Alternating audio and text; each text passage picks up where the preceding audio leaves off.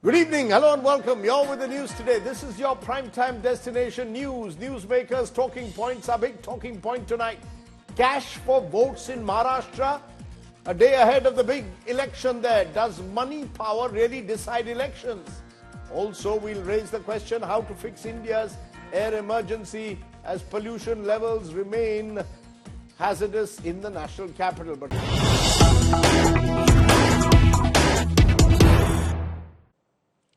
But the big story that we are breaking at the moment is what's being called Maharashtra's cash for votes row, a day ahead before the big state goes to the polls, and that row is snowballing. The district collector in Nalasopara near Mumbai has now claimed that 4 hotel rooms were booked by a BJP candidate for Nalasopara. District collector says cash was seized from the booked hotel rooms. The cash is about 10 lakhs and not as the rival faction there, the rival group there, the BBA claimed it was 5 crores. Importantly, the district collector has said that BJP National General Secretary Vinod Tawde, who was at the center of the controversy because he was in the hotel, has been booked for illegal campaigning, not in the cash that has been seized.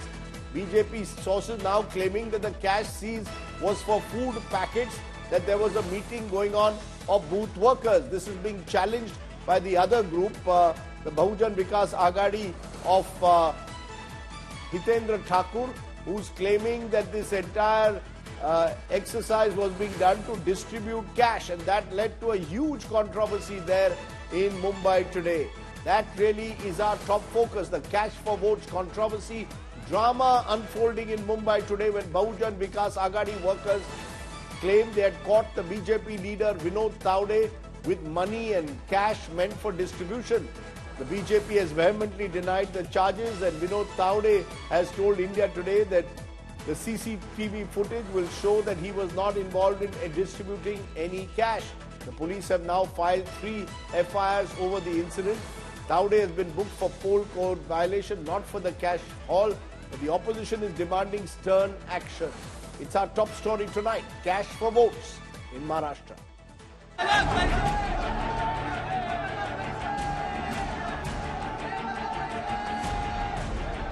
High voltage drama at a hotel in Mumbai just a day before the Maharashtra Assembly elections.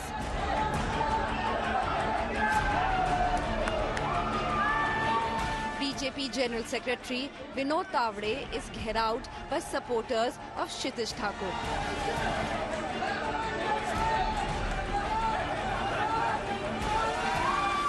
The Bahujan Vikas Aghadi candidate from Nalasopara. The Bahujan Vikas Aghadi leader accused Tawde of distributing cash, alleging that Tawde had brought 5 crore rupees and a diary with names of beneficiaries. They waved currency notes and claimed to have found a bag from Tawde which was handed over to the police.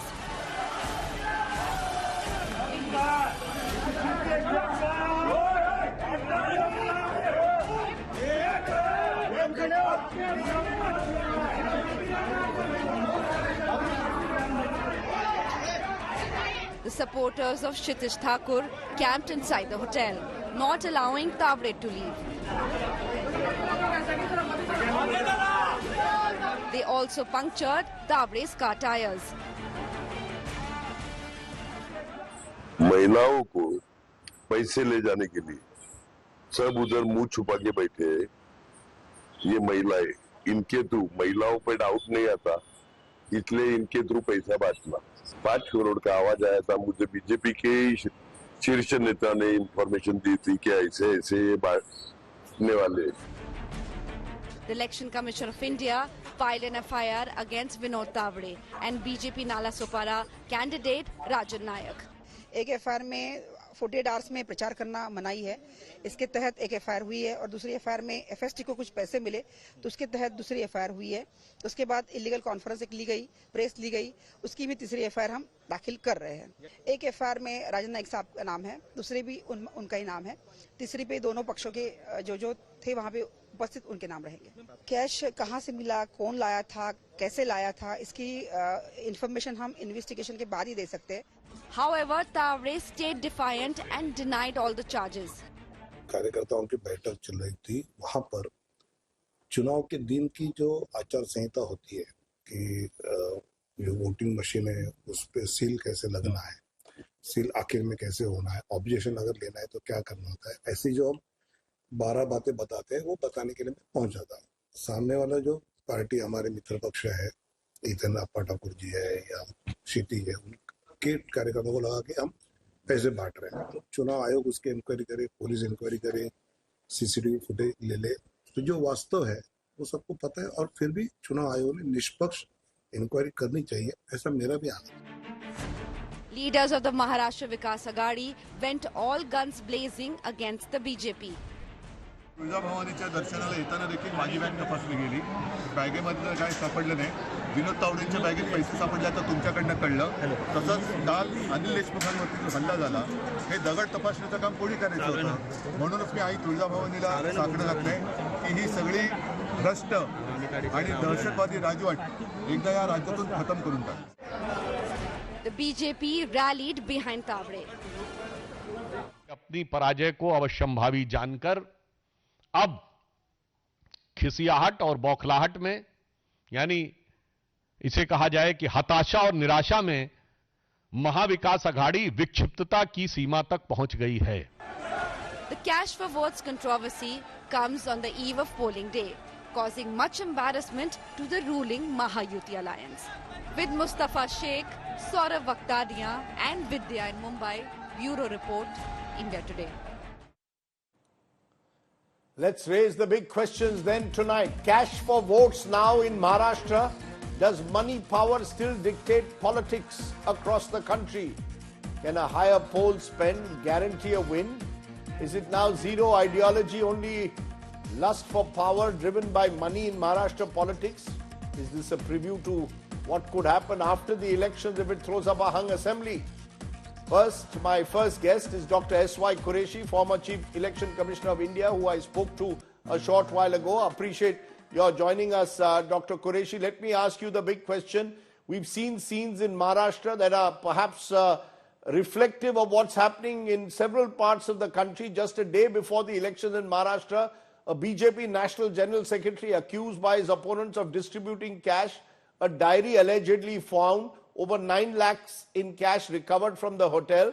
How do you see it? Because it seems the worst kept secret in Indian politics and Maharashtra politics is just how much cash is now involved in electioneering. Are you surprised?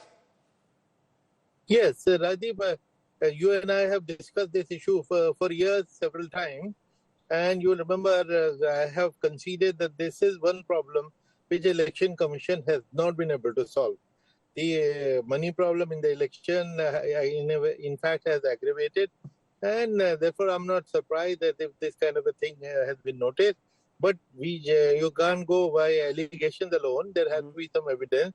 And if there is some evidence, prima facie evidence, the Election Commission should immediately get inquiry done and take legal action. Legal action is possible under the IPC, under the Representation of People Act. Sir, but you know, and we've discussed this in the past also. It seems from your answer that you're suggesting that you're throwing your hands up in helplessness and saying that, look, the Election Commission has tried in the past to curb money power, but we can't do anything about it. I mean, are we saying there is no deterrent if politicians are found allegedly with cash just before an election? Is this simply the Election Commission that helpless in this country that it's unable to stop this? No, not at all. In fact, even if this guy is a senior official of a party, if there is enough evidence, the action should be taken. If there is an FIR against him, and action is taken, that is the biggest deterrence. Then others will draw lessons from that. But sir, the FIR has been filed, but it seems at the moment the FIR has been filed in a manner that it's unlikely to result in any swift action. Tomorrow is the voting. 3 days from now is the counting. People will forget about what happened. In such cases, if any politician is found with cash, should there be an immediate, or based on prima facie evidence, should there be detention of the individual or an arrest? Yes, I would think if cash was found with him, he should have been even arrested. because at this stage, if you allow him to get away, because inquiry and FIR, the result will come after a long time, it will have no impact. Because the obvious thing is that we should take action immediately, and strong action, without the pick and choose and without discrimination. Because we've seen, Dr. Qureshi, in the past, and this is not just true of Maharashtra, but across this country, lots of cash being seized by the commission or indeed by the election commission and the police flying squads before every election. But very few people are actually ever arrested or put behind bars for what seems a brazenly corrupt practice. I mean, if it was an ordinary citizen who was caught with cash or such allegation, the agencies would have probably acted immediately. Is it a lack of will or an infirmity in the law that prevents the police from taking action against politicians if they are caught with cash on them? Well, the Election Commission doesn't recognize any senior politician. The Election Commission has taken action against chief ministers, against ministers, central ministers. So therefore, they are all equal in the eyes of law and in the eyes of Election Commission. The question is of taking effective and prompt action.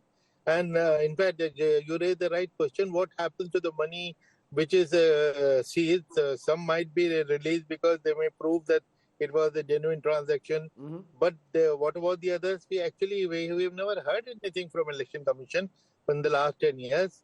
I admit that we really don't know what happens after that.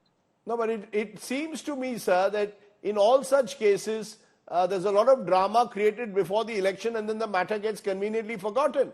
Am I right in saying today that the Election Commission in particular, its bark is worse than its bite when it comes to cash and the use of money power?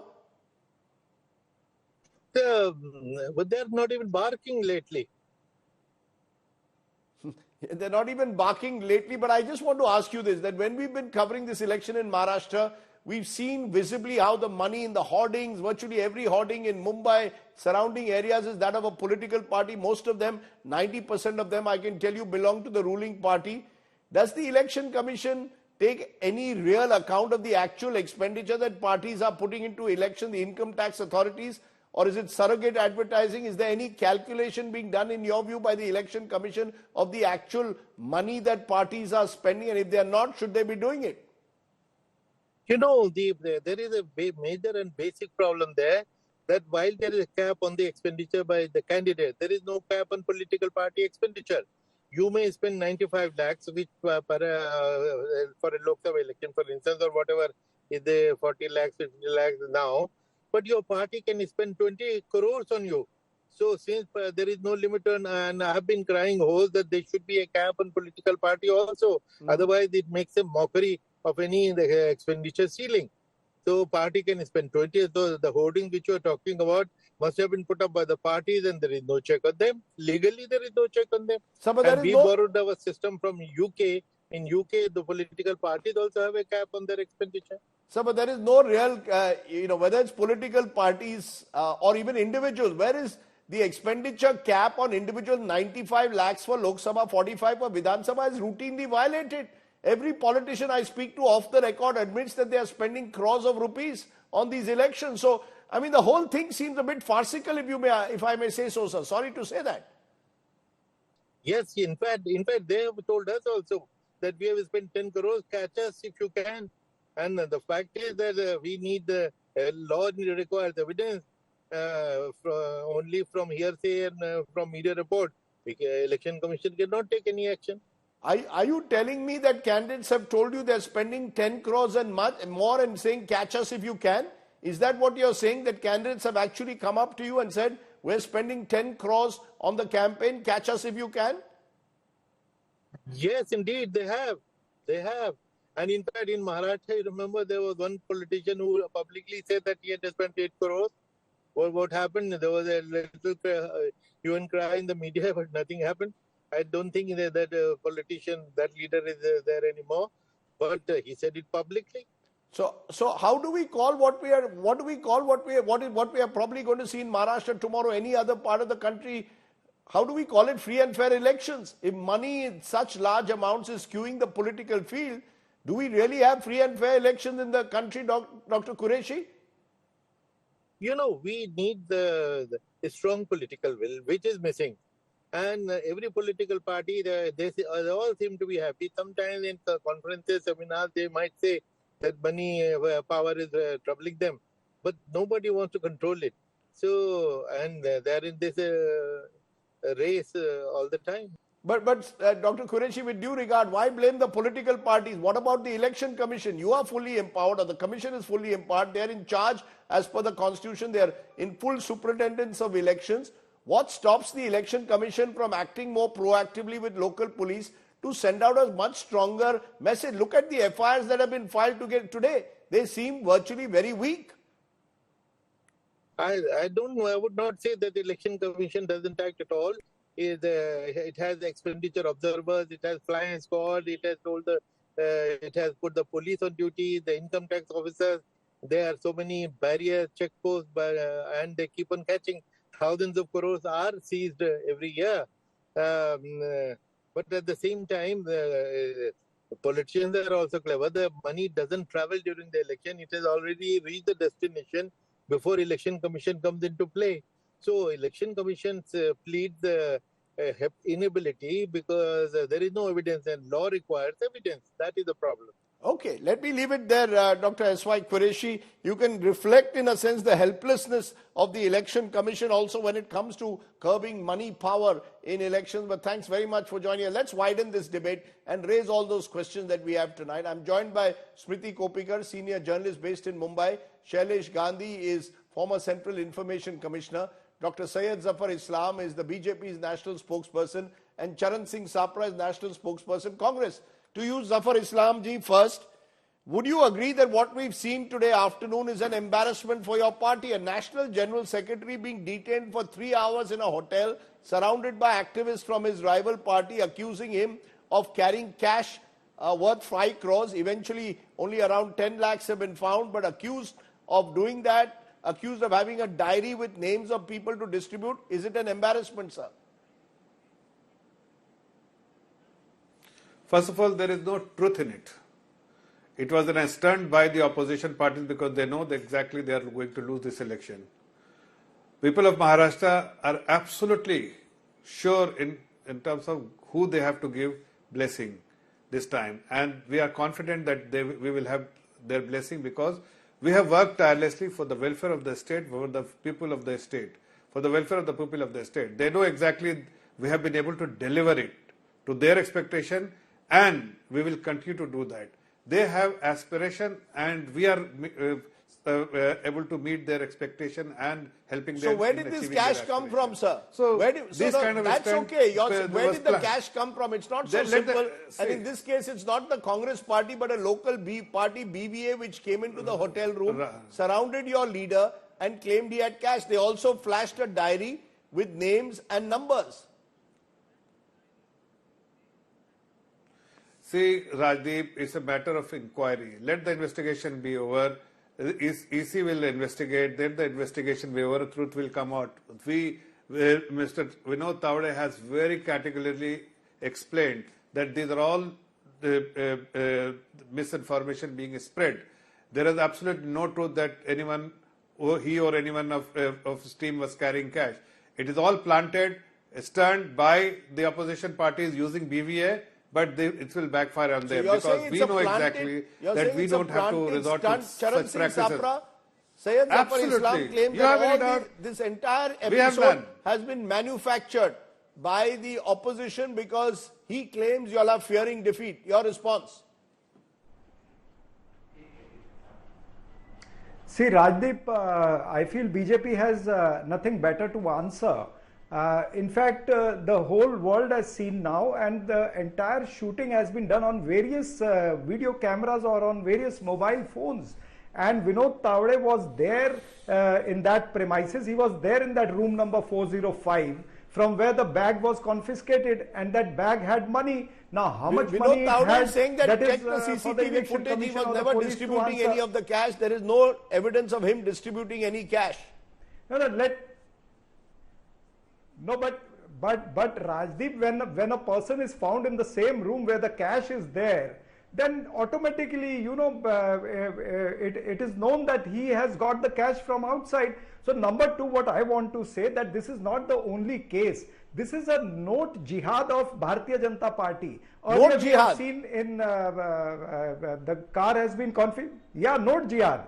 Earlier we have seen Shinde Sena's MLA's car, 15 crores were caught near Pune. Then in Marathwada, 3 crores. Then today again one Sathe in Nashik. He is also from Shinde Sena. So this is the note jihad by the Mahayuti, number one. Number two, Rahul Gandhi's stand is vindicated when he said BJP means Bhrasht Janata Party. The central leadership is involved into corruption. They are involved into violation of election code. And see what election commission is doing. They are totally looking compromised.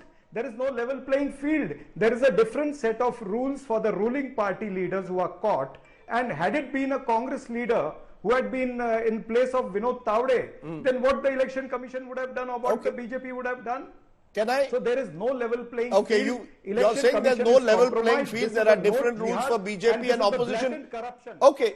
Blatant corruption of BJP. Okay, Smriti Kopikar, the fact is I've been traveling through Maharashtra for a fortnight and everywhere we go, we heard about the amount of cash that is there in the system. It clearly seems money power is an important factor. Is this the worst kept secret in a way of not just Maharashtra but Indian politics? It just comes out every now and then on screen and then nothing happens.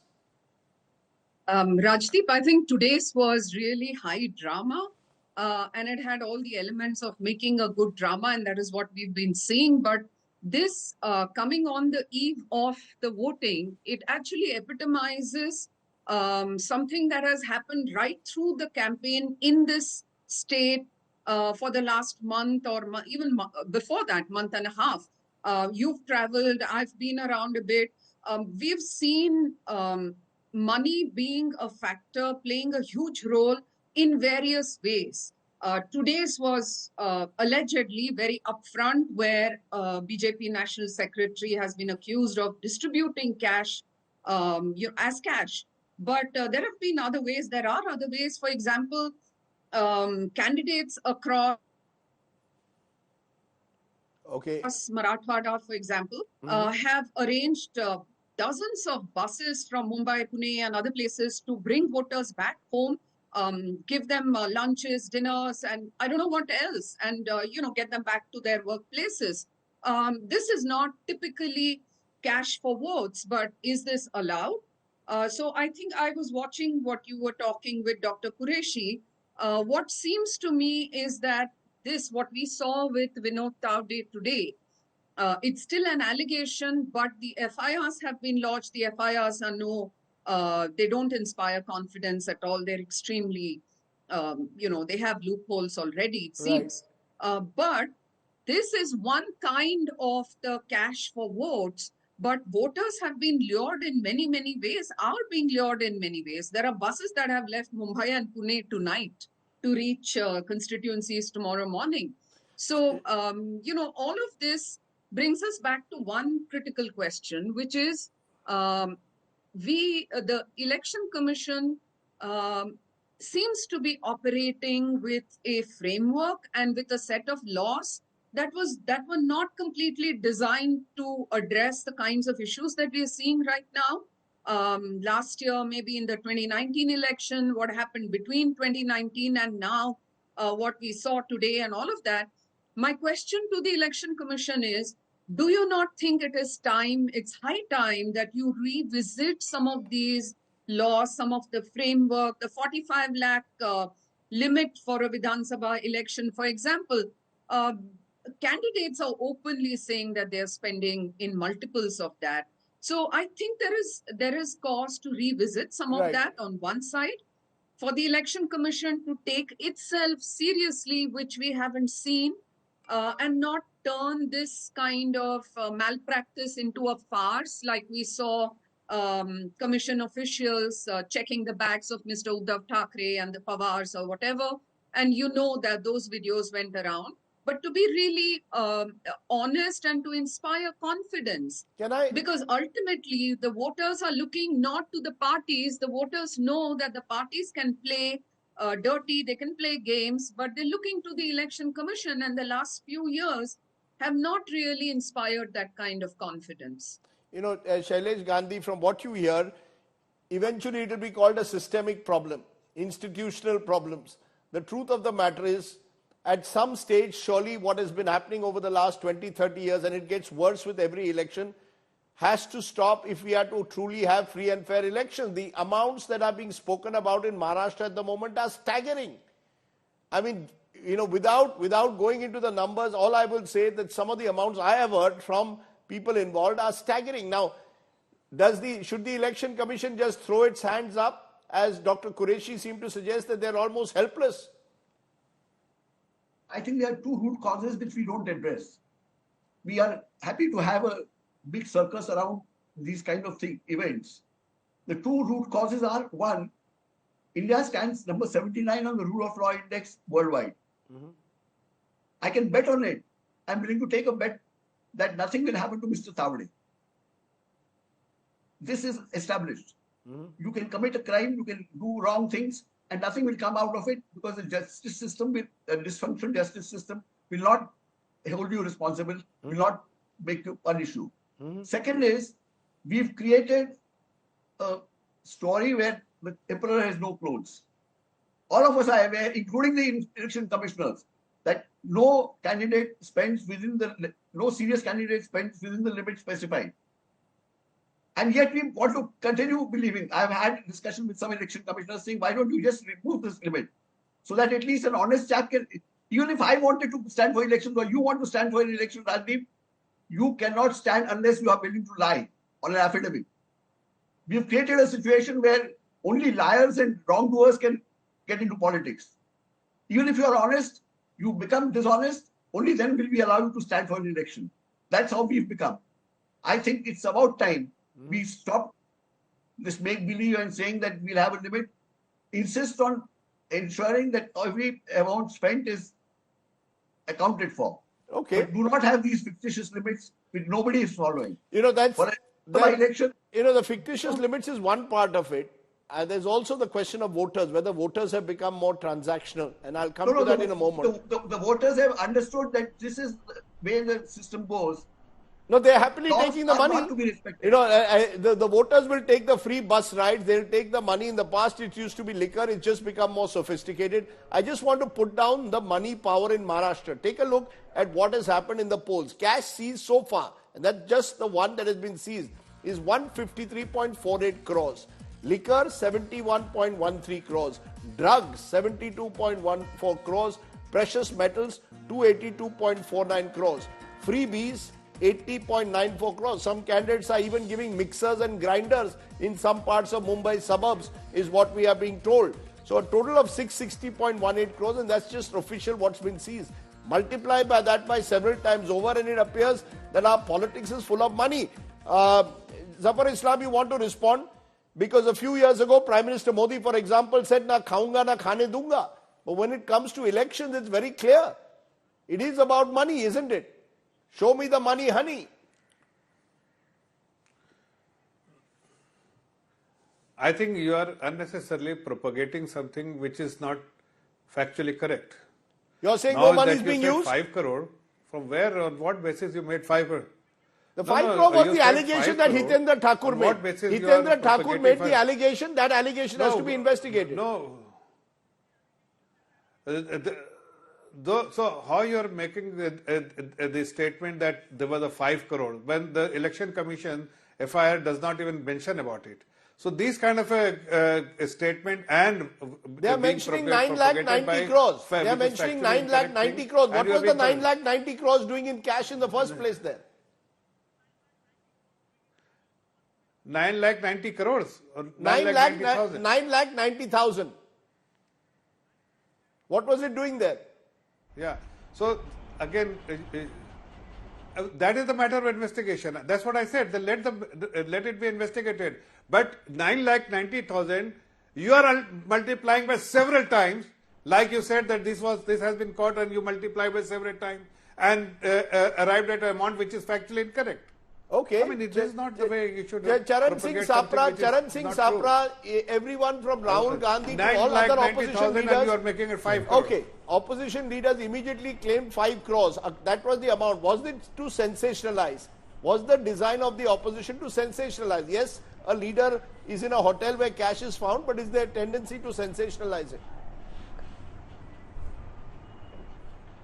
No, Rajdeep, there's no need to sensationalize it because Hitendra Thakur, the chief of BVA, he himself said on record that he had got a phone call from the BJP office bearer only who leaked this information to him that Vinod Tawade is carrying 5 crore rupees. That's what Hitendra Thakur said. No, that's his and claim. Let me tell you very clearly, now BJP has to change their slogan.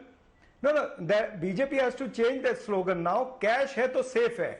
It is not ek hai to safe hai. It is cash hai to safe hai. और पैसा बांटेंगे तो जीतेंगे. Now this is the slogan of Bharatiya Janata Party because they know that they are losing and they are desperate.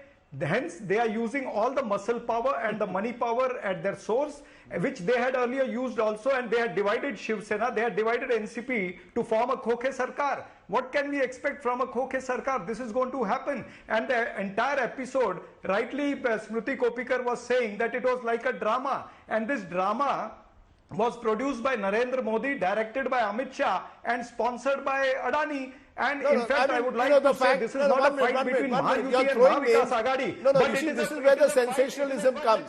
Let me complete. No, how can you say use the names of Modi, Shah and Adani so loosely here now? This is the fact. Of course, why loosely? Of course, the BJP is answerable. They have to say कि कहां से पैसा आया और किसके tempo में पैसा आया. And this fight is not between Mahayuti and Mahavikas Agadi. It is between Modani and Mahavikas Agadi. Rajdeep, you see what is going to happen tomorrow. You have toured the entire Maharashtra, and you also know the way money has been thrown by Shinde, Ajit Pawar and Bharatiya Janata Party in Maharashtra. There is a count that 10,000 rupees they are spending for one vote in the rural area, and even in cities they are spending so much money. Okay, this is the kind of election which is happening in Maharashtra. We can throw one minute, sir. We can throw lots of speculation till we have proof. As I said, the allegation was 5 crores was made. It's not been proven as yet. But Smriti Kopikar, what is true certainly, lots of money is exchanging hands. You've covered Maharashtra politics for several years. Has it got worse now?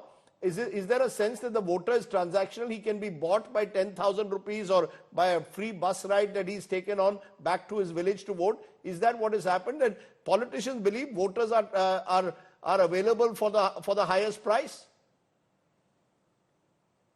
Rajdeep, 2-3 things. One is, yes, it seems to have gotten much worse than even 15 years ago, for example. There's a unabashedness with which this is now done. There is almost a silent kind of a pride with the way money is sloshed around and spent around, which is new to watch for those of us who've been covering for a while. But in an election that has such high stakes, this is to be expected, right? This is an election with very, very high stakes. I know there are seats that can be won or lost with very small margins. There are about 50 seats in which the Shiv Sena and Uddhav Thackeray Sena going head to head. There are about 35-38 seats in which both the factions of the NCP are going head to head. The BJP and the Congress are going head to head with about 75 seats or so. So it's a very, very high stakes battle. This battle for Maharashtra is a very high stakes battle, the highest that I have seen in the last 25-30 years. And it follows naturally that in a very high stakes battle, all parties are going to go all out with every single quiver at their command to try and not lose or get those 100 votes or 500 votes or 1,000 votes. You know that the Mumbai Northwest seat was lost by 48 votes. Lok Sabha seat was lost by 48 votes. So parties are going to go all out. This was to be expected, so I'm not surprised. But where I'm coming from, and I'm putting this to you and everyone, is that we are rightly offended by what we have seen throughout this campaign. the use of money, the use of other kinds of allurements to voters. Voters have been transactional, and this is their opportunity to get something. So I'm not sure I want to blame the voters 100%. But if we are offended by what we saw today, if that's true, if we've been offended, as your channel put out, the 660 crores and maybe a multiple of that that's gone around in this election, this is equally offensive to what we saw happen 2 years ago when the Uddhav Thackeray government was toppled, and there was a lot of money going around there as well. So it's not just the elections that seem to ride on money, it is the power that seems to ride on money before elections and after elections. I take your point. A final word, therefore, Shailesh Gandhi. The sense is that politicians believe they can get away with it. You know, we hear rumors of Pannas Khoke Ekdam Okay, that's 50 crores per MLA. All of this is heard, but nobody gets arrested for it. There is no investigation. There is no ED which has investigated any of the Shiv Sena leaders as to whether they took money to go to resorts or switch sides, or the NCP leaders. The point is politicians believe they can get away with it. That's why money flourishes. The day you have a deterrent, some fear, which only Session, I recall, brought into the system, they believe they can get away with it. I repeat, unless our judicial system delivers in reasonable time, reasonable justice, we are sunk. We will continue deteriorating. Ever since independence, we've been on this game.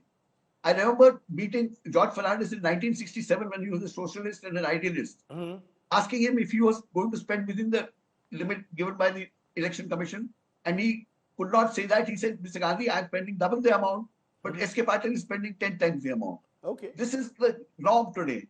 Unless we look at things realistically, I would again submit, remove election expenses, but ensure that every money spent is accounted for, and get a functional judicial system. We will then improve. Otherwise, we'll continue on this down. You know, my worry, of course, as I said, is that we could well have the same debate 5 years from now. The only thing is the amounts could well increase by then. The one thing that is also subject to inflationary pressure is the cash that is used during elections. It just keeps rising all the time. I hope today is a wake-up call. I hope there is an investigation, and I hope doodh ka doodh, pani ka pani comes out at the end of it, because the Election Commission needs to show that it can actually act and spread fear among politicians when they violate the law and all the inducements that come with it. But I appreciate my guest joining us. Money power, sabse bada rupaiya. We'll have to see how that plays out in the Maharashtra election. Now, that's Maharashtra and Mumbai's big issue. The big issue here in the national capital is, well, we continue to gasp for breath because the capital's air quality continues to remain poor. The Delhi government has now written to the centre seeking clarity on artificial rain as a possible solution. We'll discuss solutions in a moment. First, take a look at the ground situation.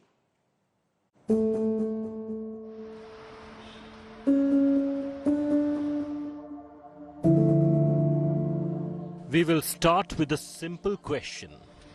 What are you smoking today? If you are in Delhi, you would have smoked around 22 cigarettes. And if you are in Bengaluru, just 3. The difference in the air quality so stark that a wise soul on social media commented it would be healthier to smoke a cigarette in Bengaluru than do yoga in Delhi. The air emergency, whether you are ready to acknowledge it or not, is real. The air quality index hit 500 or severe at many locations in the national capital Tuesday morning. The 4th stage of the graded response action plan is in place in Delhi. Schools have gone online. There are curbs on heavy vehicles entering the city.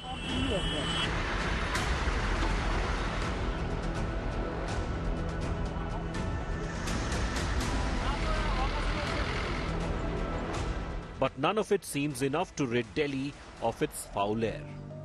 The state government says experts are being consulted on the implementation of odd even to cut down road traffic. It has also written to the centre seeking artificial rains.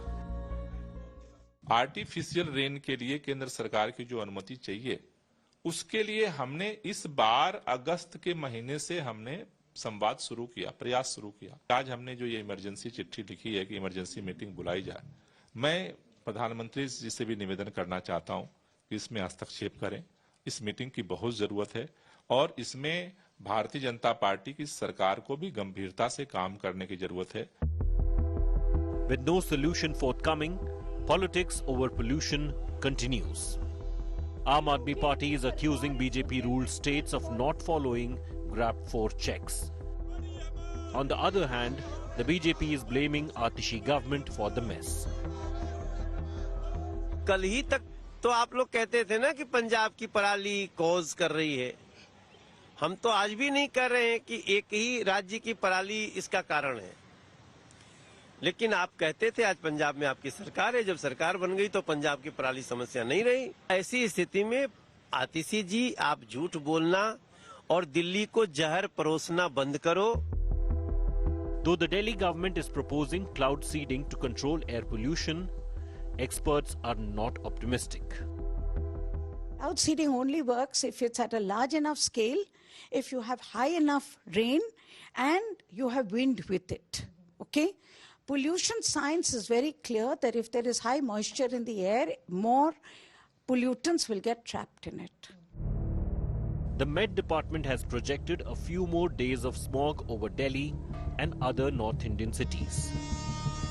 The Aam Aadmi has no option but to weather it out and hope it does not repeat next year. Bureau Report, India Today. And joining me now, two special guests, Karthik Ganeshan, Fellow and Director Strategic Partnerships at CEW, and Bhavreen Kandari, environmentalist, joins us. Appreciate both of you joining us. I want to come to you, Karthik, first.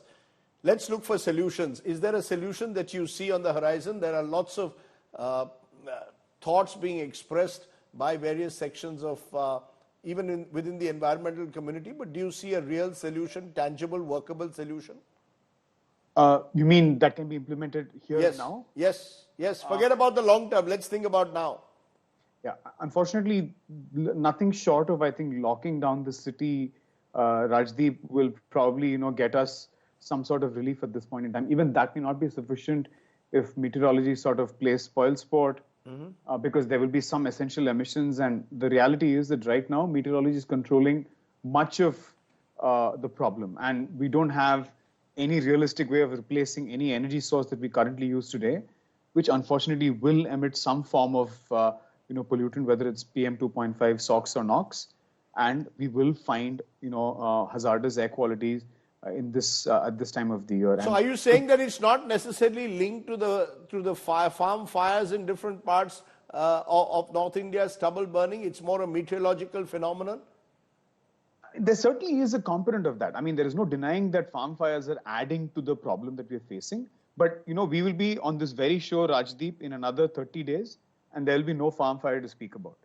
Right? I'm sure there will be a Met event combined with the stuff that we're doing in Delhi to basically keep ourselves warm, somebody heating something, excessive traffic, and there will be exact days like this. And we know that the peak in many times of the year is actually in January or in late December.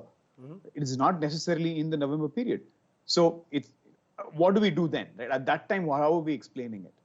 So I would say that, it's a combination of a lot of things that we're doing, and we need to tackle every source with a lot of targeted interventions. Farm fires also need to be tackled. So at this point in time, I think pointing fingers and blaming them doesn't help, because we know that we can't solve that problem either anytime soon. Right? Because do you see an immediate solution, something that can mitigate it? Is it about mitigation at the moment, since we don't seem to have a clear long-term solution just yet?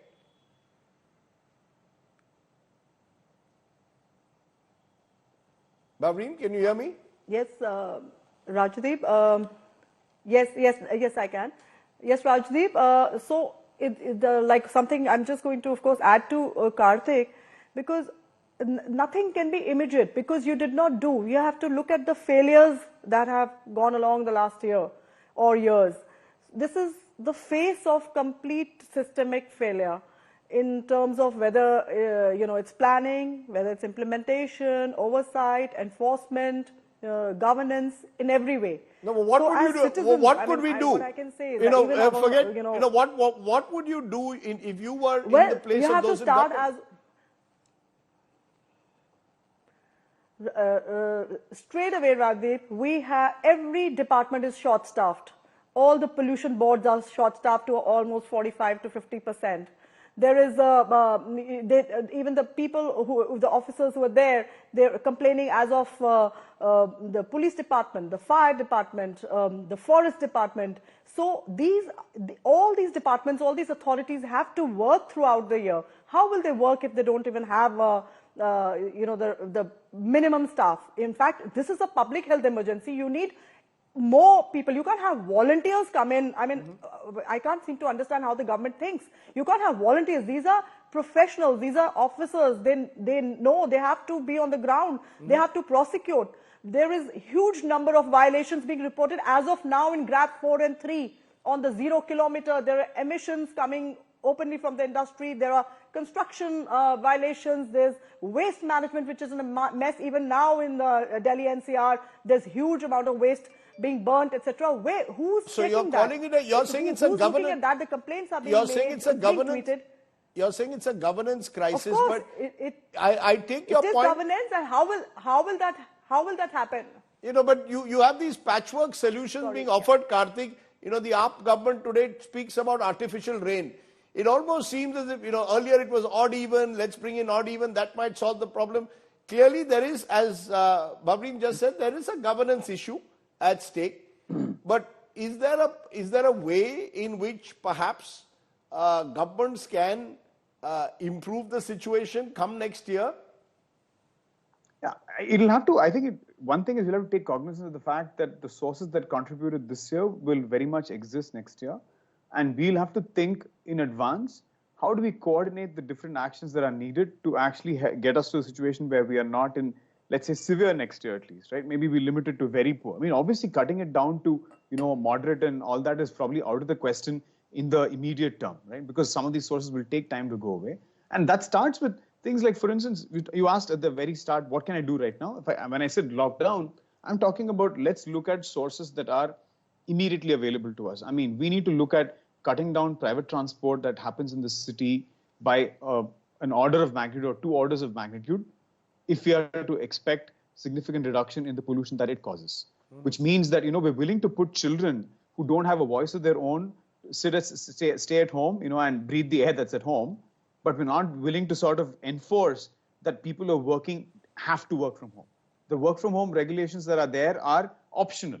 You can choose to have 50%. How many offices are actually doing 50%? How many are proactively doing 100% from home? So are you saying make it mandatory? Are you saying virtually make it mandatory to create a work from home situation? Work from home and minimize the mobility requirements within the city for everyone but essential services, right? Unless you do something of that order, right, the 20-25% that comes from transport will continue to come. And that itself is enough to basically keep you at levels of probably 120, 130 microgram per meter cube. Babreen, do you go along with that? That it might be time for some kind of a lockdown situation every time this year? I mean, that also costs. There are people working in labor who suffer as a result, who have to stop construction work at this time of the year. Is there a solution there that you designate a certain period for where you create new rules for work from home as a mandatory requirement? Yes, Rajdeep, work from home is, of course, these are things that can be suggested. They can be brought in, but they have to be pushed. You cannot ask people and think that they're going to give up their private vehicles. You make cities into one-ways. You have low emission zones. You charge congestion taxes. You charge emission taxes. This is the way you push people into. But then you have to give them an option of a robust public transport. We are still short of about 5,000 buses, and the buses even that exist are not in such a good shape. So those are, this is, right now if you see in the city, you can stand, in a minute you can count about 20 cars being driven by single drivers. These are things, if you see in the most world-class cities, they've already changed like 2 decades ago. not to have any tax on emission and congestion in a city that is choking is absolutely, ridiculous, because nothing is being done on policy.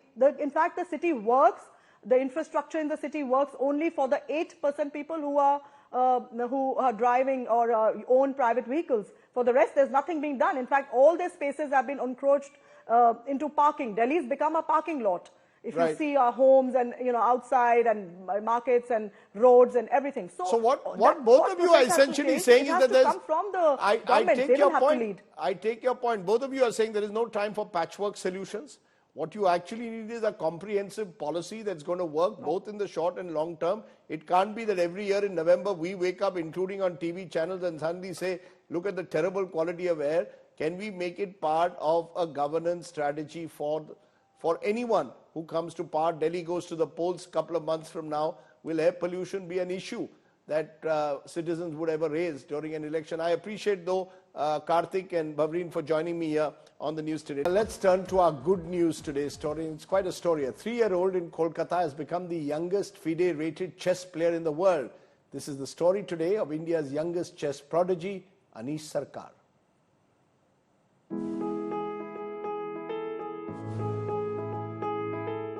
Anish Sarkar plays chess 3 to 8 hours a day.